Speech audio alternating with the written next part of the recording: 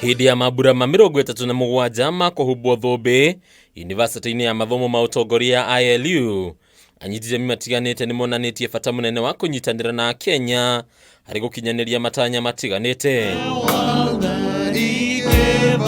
Kwitukira ciringi mirioni 150 iriheanĩtwo nĩ bengi ya Cooperative Bank, rĩu namba nene ya Kenya ĩgatanywo kũgunĩka na kuona gĩa kũrĩa ihinda-inĩ rĩrĩ rĩa ng'aragu. We started by cooperative societies, started by people in the circles in the rural areas.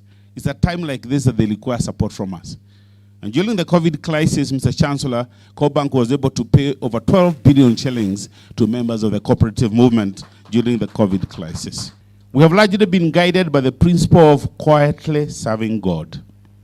And we make no noise on the opportunities God has given us to serve. Gideon Moritio niwe mũrũgamĩrĩri mũnene wa bengi ĩno na chancellor wa university ĩno, kũrĩa agwetete bata wa arĩa marĩkia mathomo kũhĩmbĩria njĩra cia mwanya cia gũkinyanĩria mawĩra mao.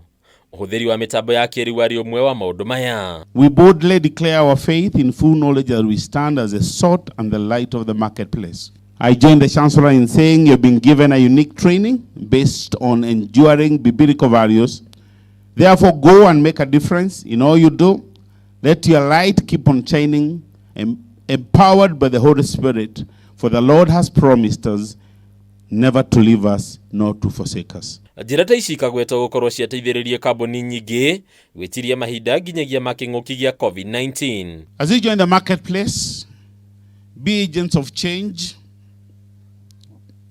Classic example is I thought of how the church ministry, as we know it, was disrupted by COVID-19 the last 2 years, and how churches that had invested in technology, and I remember our own church, CITAM, when other churches were going through some very difficult moments in that season, CITAM as a church actually increased the outreach. Uteithio wa kĩmbeca rũhonge-inĩ rwa gĩthomo no gwetete ta ũndũ ũngĩteithĩrĩria kũnyihia mathĩna matiganĩte marĩa makoretwo makĩgũmĩra Akenya. Sponsored almost 10,000 needy kids out there to go to university for and secondary school education. Handũ-inĩ Akabeme TV rĩtwa rĩakwa nĩ Bataru wa Mwangi.